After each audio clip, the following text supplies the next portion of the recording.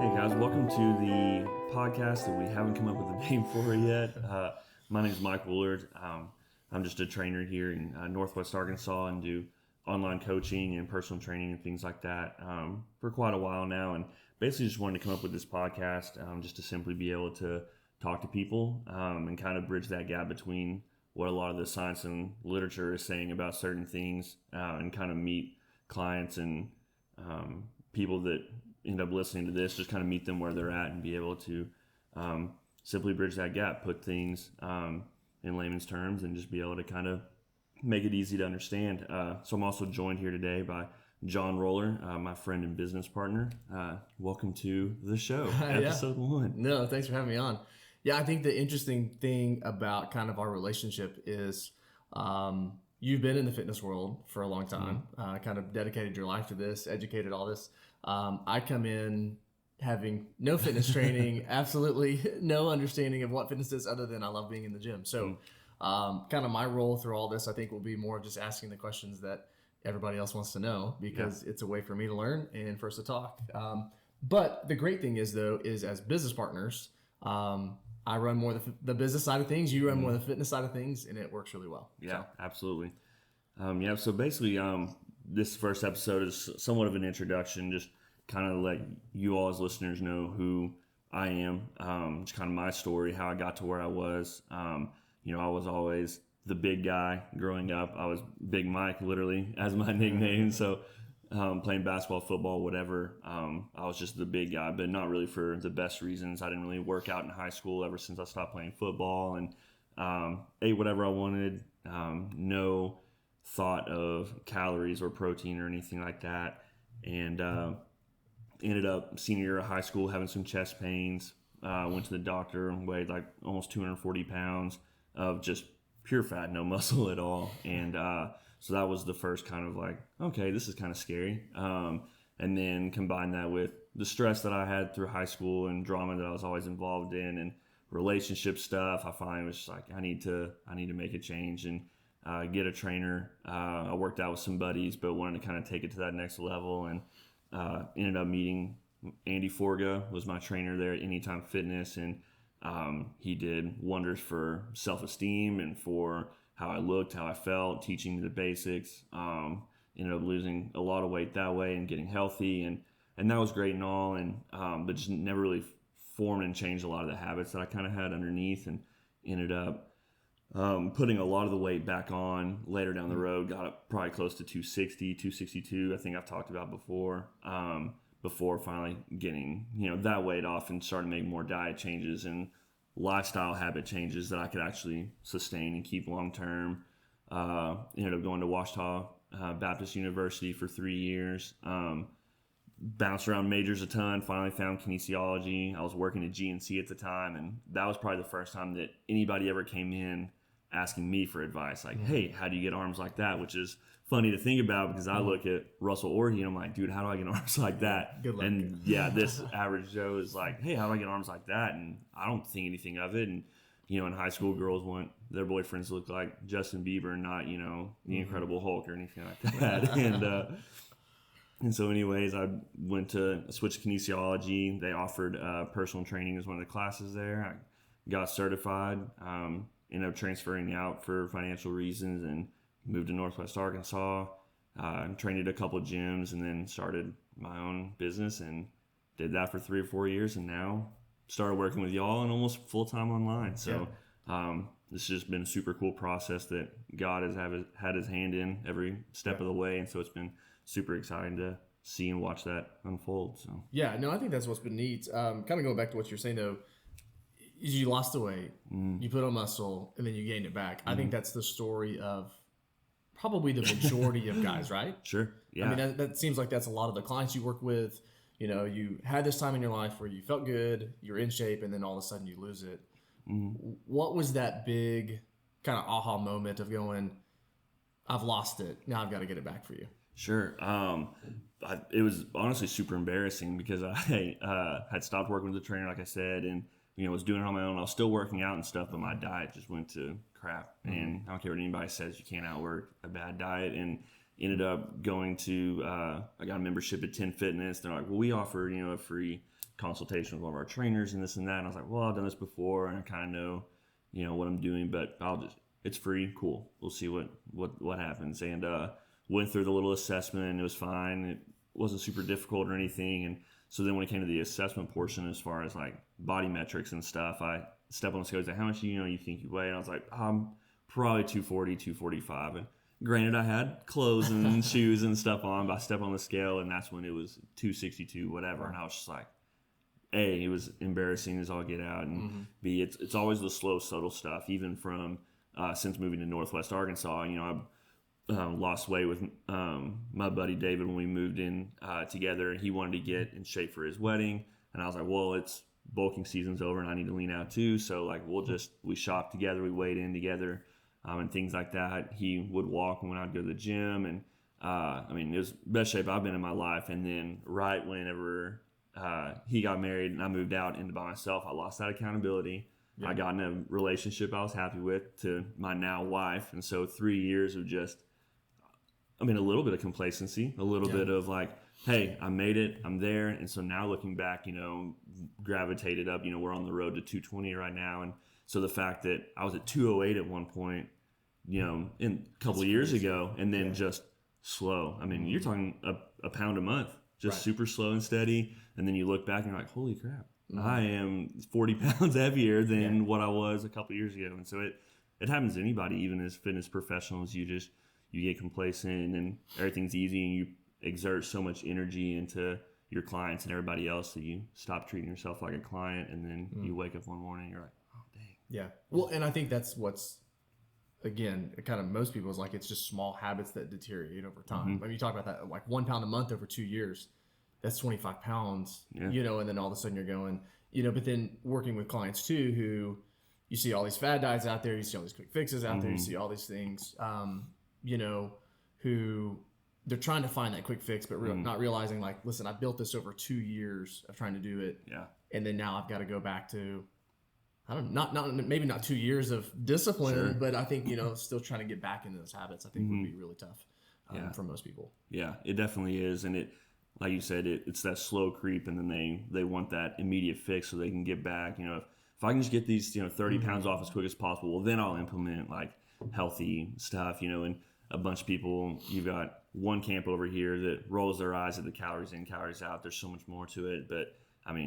scientifically, that's all that matters. There are factors that play a role in how many calories you're burning. If your micronutrients and things are off and you're not getting what you need to food wise, then you will burn less. Or if you're not eating enough, if you're not moving enough, then your body starts to slow down processes. And so even though I ate 900 calories, I didn't lose weight. It's like, well, you either A, tracked incorrectly, which is usually the case, or B, you're eating so little for so long, you're doing these crash diets that everything is running so slow that you genuinely are not burning 900 calories in a day. And so it's educating clients to the point of feeling that freedom. It's super similar to our faith and how like that legalistic thing. It's like when we become Christians, we don't have these set rules to follow like as a rigid thing. Like those rules are in place so that we can live freely and have like a freedom from that. And it's the same thing with the health and fitness side of things you have these rules so that, if it fits your macros, hitting your protein, carbs, and fats, not so that you have to follow this super rigid, you can and can't have these certain things. Like it's a freedom thing. It's like, cool. Now that hey, like a piece of bread is not going to kill me. Carbs aren't bad for me. Keto can work, but it's not sustainable, or, whatever it is, whatever fad's circling around. There are basic principles that make those certain diets and things work, but it's not supposed to be. Here's the rules you operate in, and live freely inside of those rules. So for those of you who don't know, so one of the ways that Mike and I connected, honestly, we've not really known each other that long. April, May of this last year, but Mike was training completely in person. I left my corporate job to join my wife as she has built an online fitness business over the last 4 or 5 years.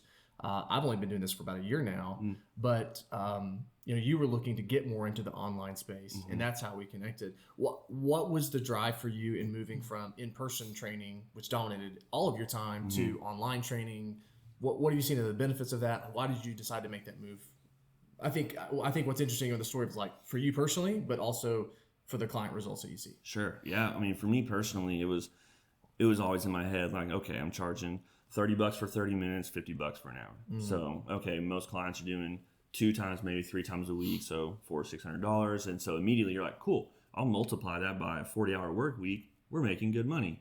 And then, but very rarely did I ever have a 40-hour work week, even 12, 13, 14, up to 15 clients. It was still like, okay, like I'm working 25 to 30 hours. I would hit that, one little threshold, and then, a couple clients would roll off or this and that. So it was constantly really in this like 9 to 13 clients is usually what I kind of like worked in between. I just always hit this wall. And even in my mind, I think that financially I wanted, a full 40-hour work week, but the emotional output that it takes, the physical time of, being at a gym, back-to-back clients, customized programs, all like physically having to be there. It just gets exhausting after a while. And none of what I did was like group training stuff. I enjoy the one-on-one. I enjoy the intentionality. I enjoy, yes, I can make more money training 5 people at once, but they don't get the intentionality they really need. You know what I mean? So it's a lot of those, like, I'd rather send them to Orange Theory for a couple of days a week and then hire me for one-on-one stuff for a couple other days. And so there was that aspect to it that just got really, really exhausting. And so the scalability is limited. If I'm doing one-on-one, then I can only work X number of hours. I was waking up at 5 a.m. every day, and then some days training till 6 to 7 p.m. just because that's the time slots. But then I've got 1 to 4 that nobody ever booked. And so it was missed opportunities and missed income there as well. And so then online obviously gives me that flexibility and things. So selfishly, I enjoy being able to have breakfast with my wife every day. And I, being able to wake up whenever and be able to work whenever and be able to come over here at 9:30 in the morning and record this podcast and stuff like that. And then from a client standpoint, I've had, one client, Justin, who's been with me for 4 years. And so he's, or 4 years in February, and he's done obviously in person that entire time and is going to make the switch to online in January.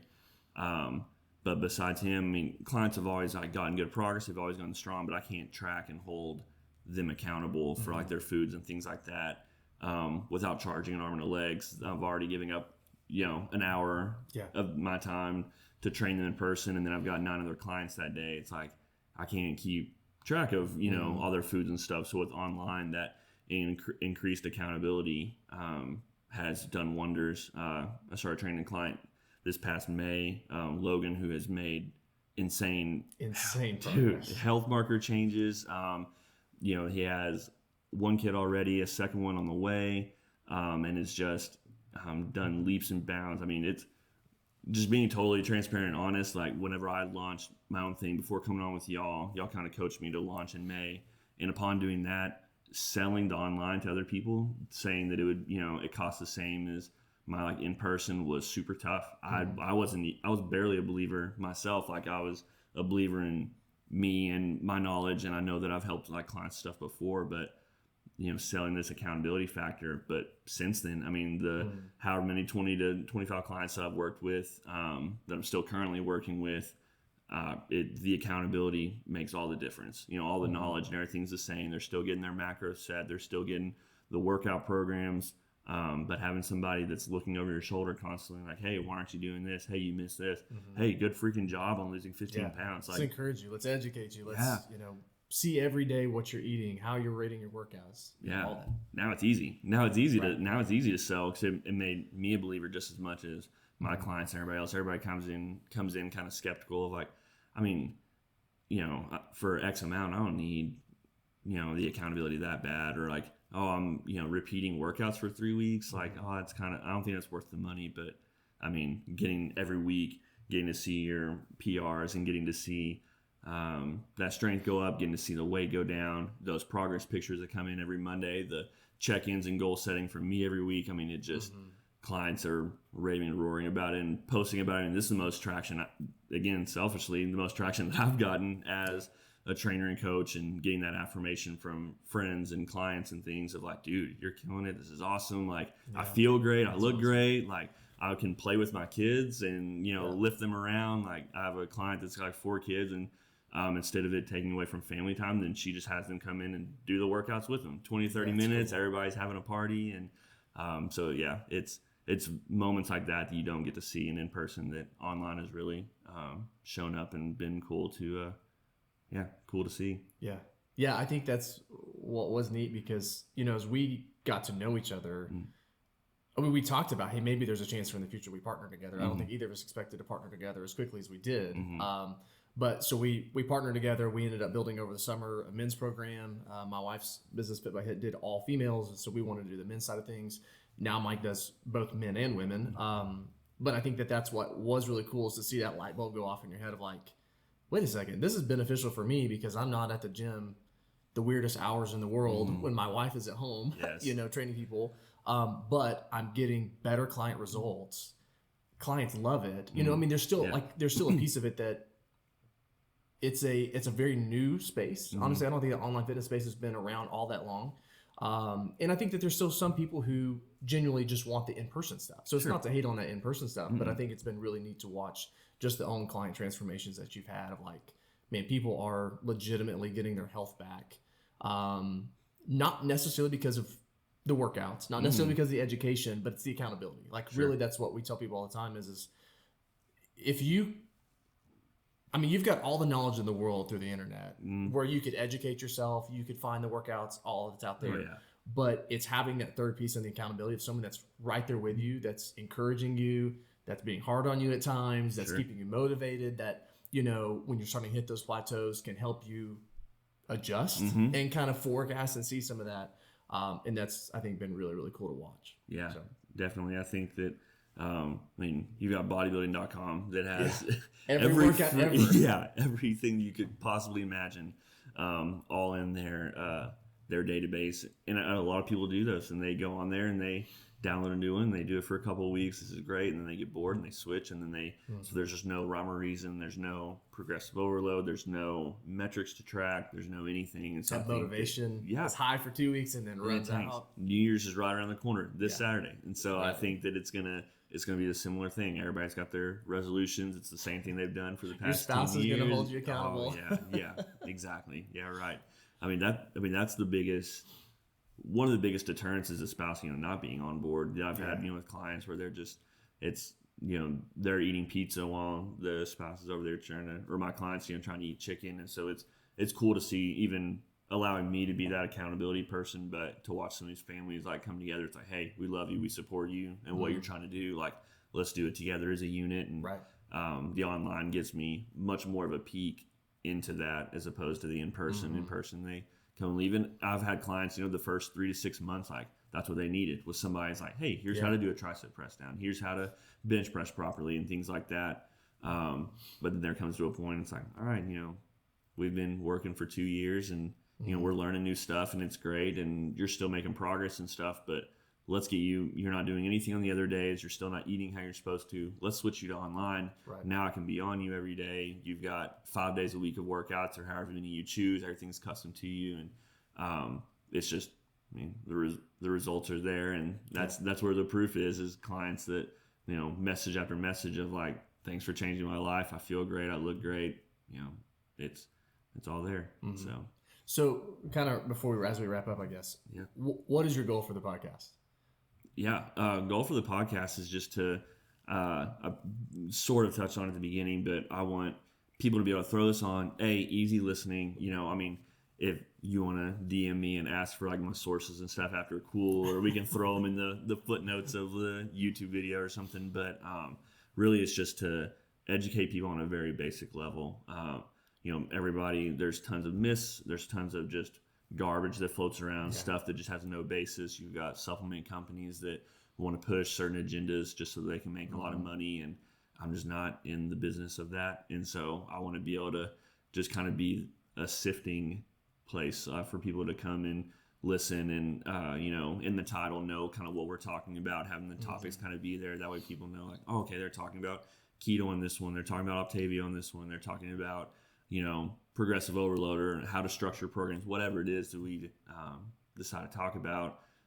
Just having that there for people to come, listen, learn. And so whether they're clients or not, it's just, it's free education and free, just like, hey, I've always wondered, for the past 5 years, I've always wondered if push-pull legs is the best workout split. Well, then listen to that podcast and I'll talk about it and give my opinions. And I think just probably every month, every day, I'm learning something new that usually contradicts what I thought that I knew a few years ago. And so if I can just help people save some time and effort and things like that, and like, hey, workouts don't have to suck and be miserable. Like, they're supposed to be enjoyable. They're supposed to be sustainable and all those sorts of things. And so that's kind of the point of the podcast, is just to educate people and help them to just help them along their journey and have fun while we're at it, and have fun guests on here and have them get to know you and our other business partners and friends that have impacted me, physical therapists, dietitians, stuff like that. I think it'll be a good time to do that. Yeah, no, I think that'll be good. I think one of the fun things for me is going to be the fact that you're extremely knowledgeable. Sure. I'm not. One of the reasons why we wanted you to be on our team as well is because of your knowledge and how good it is. And so I think it's going to be a lot of just a fun journey to be able to ask a lot of questions and kind of challenge your thinking. The science changes all the time. There's all kinds of new things that come out. And so I think that, you mentioned, hey, what I thought 2 years ago may not be the same thing I think now. And so just kind of getting to watch you talk through that from an educational standpoint would be fun. Yeah, I agree. And thank you for being on here and kind of being the voice of the people. For everybody listening, John will be on pretty frequently just to ask the questions that you all are wondering, that you all are dying to know. John's probably in that same boat, or maybe further along than some of you, but he's kind of here to voice some of those opinions and questions and ask the harder questions, just so that just to kind of help sift through everything. So I appreciate everybody tuning in for this podcast. We'll try to keep them short and sweet like this. But yeah, we're excited for the future and just to keep this thing rolling. So we'll talk to you all in the next one.